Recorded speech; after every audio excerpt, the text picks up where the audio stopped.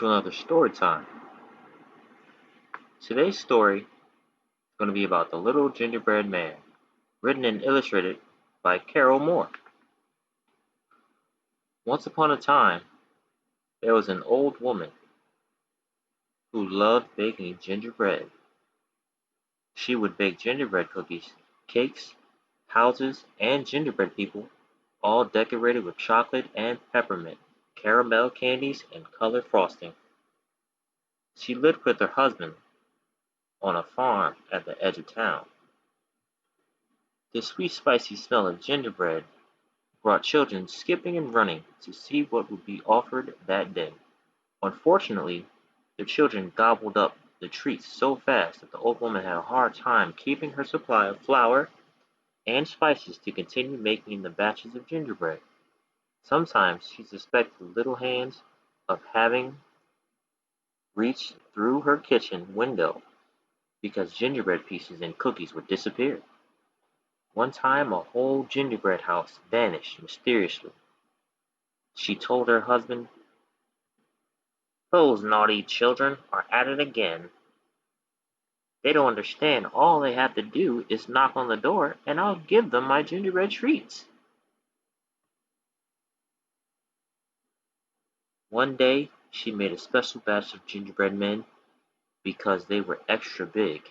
Unfortunately, for the last gingerbread man she ran out of batter, and he was half the size of the others. She decorated the gingerbread men with care, each having socks, shirt, and pants of different colors. When it came to the little gingerbread man, she felt sorry for him and gave him more color than the others. "It doesn't matter, he's small," she thought. "He'll still be tasty."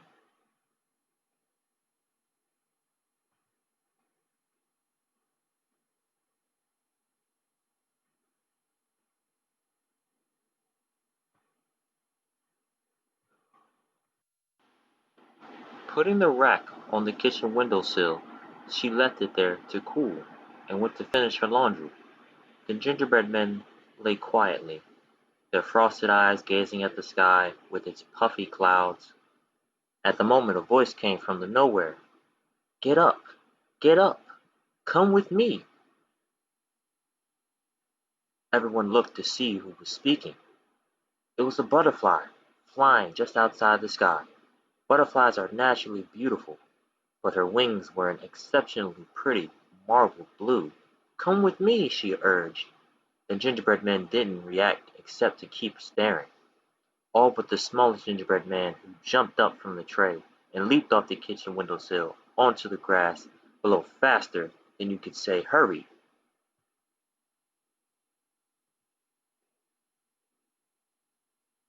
"Where are we going?" he asked, breathlessly. "Away." And before the butterfly had finished speaking, children appeared in the yard. Spying the little gingerbread man, they started shrieking with delight and began chasing him. "Stop! Stop!" they shouted. "We want to eat you!" But with his little legs churning, the gingerbread man only ran faster. He yelled, "I won't stop! Run, run as fast as you can! You can't catch me! I'm the gingerbread man!" And truly those children could not catch him. Once out of their sight he continued running until he had reached a pasture where two horses were grazing. He sat down on a rock near the fence. "Don't stop," he said to the butterfly, fluttering nearby. "I want to rest," he argued.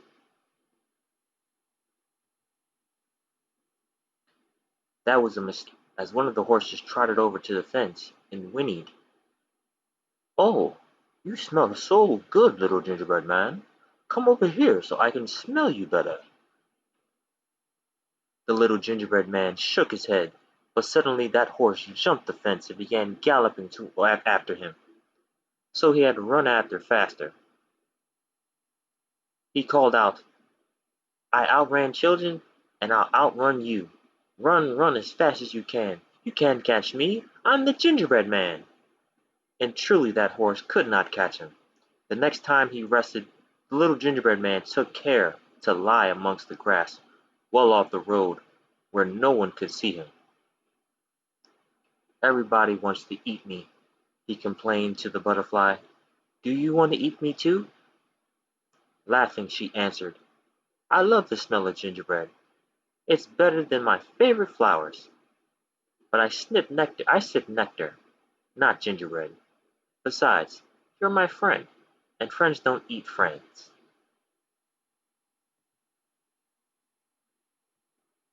Pleased to hear that he had a friend, the little gingerbread man was about to reply when again they were interrupted. A farmer's dog with a keen nose had came to investigate.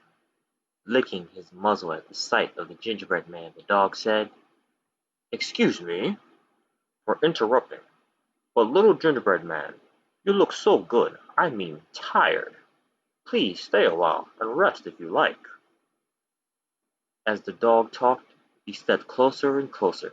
The closer he stepped, the more nervous became the little gingerbread man.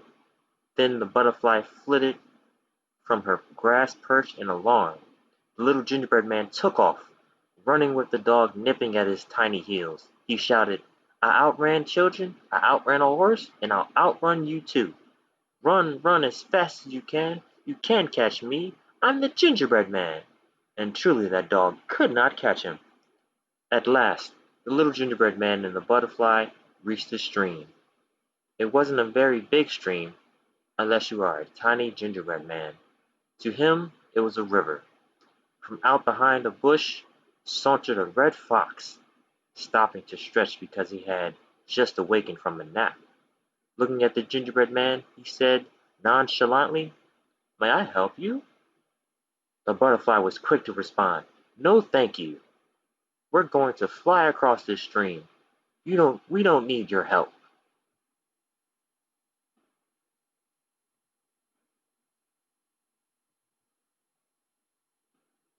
Smiling, the wily fox glanced at the butterfly before turning to the little gingerbread man.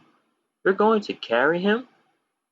I've no doubt, Miss Butterfly, that you have good intentions, but you're only a bug.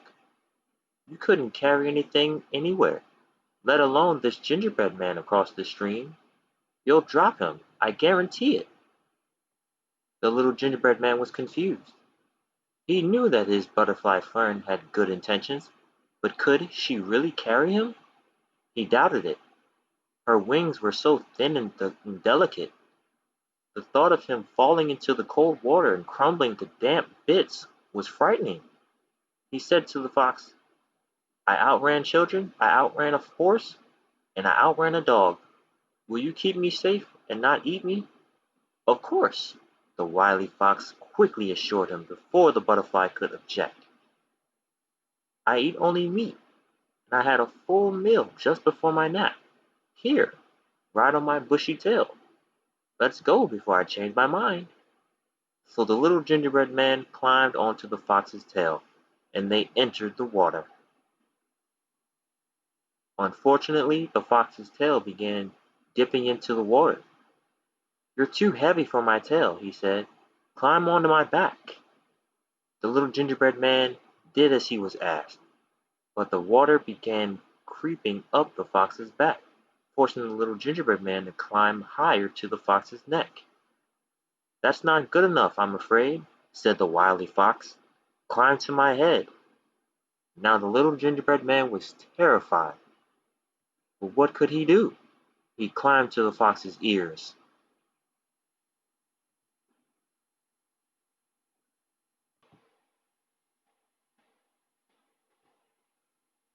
"Oh, little gingerbread man, you have to climb onto my nose," insisted the wily fox. "Otherwise I can't help you. Don't you see the water is getting even deeper?"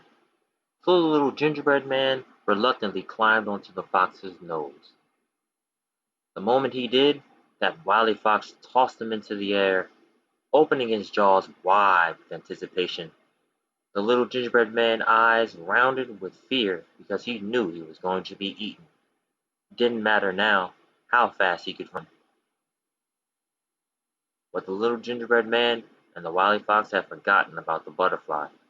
She swooped into the fox's jaws, grabbed her friend by one leg, and rescuing him from an awful fate, she flew higher and higher into the stream, and the fox, were but spots on the landscape.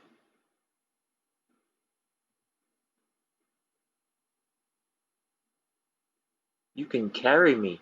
cried the little gingerbread man. "Yes," she answered, "I'm stronger than you could imagine. Now I'll take you somewhere safe." She flew with him over farm fields and forests and even mountains. It felt like they had been in the sky forever when they reached a lake, its waters calm like pale glass. There was an island in the middle of the lake, lined with forest trees, and among the trees was where the butterfly took the little gingerbread man.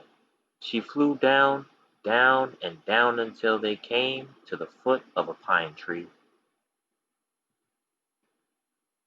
The little gingerbread man could not believe his eyes. Beneath that pine tree was the most beautiful gingerbread house. Through the front door of the gingerbread house came a gingerbread man and a gingerbread woman.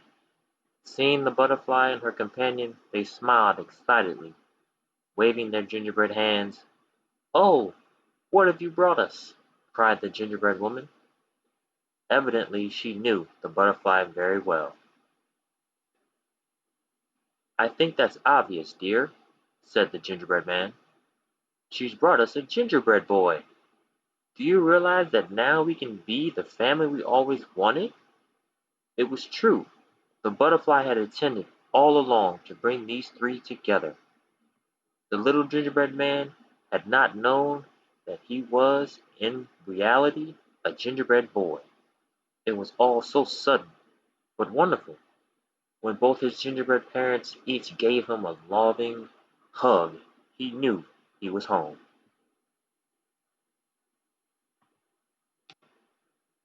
The gingerbread family went inside their gingerbread house to celebrate with the butterfly remaining outside on the roof. She was content just smelling the gingerbread and sitting there quietly, whether it was day or night. They all lived happily ever after.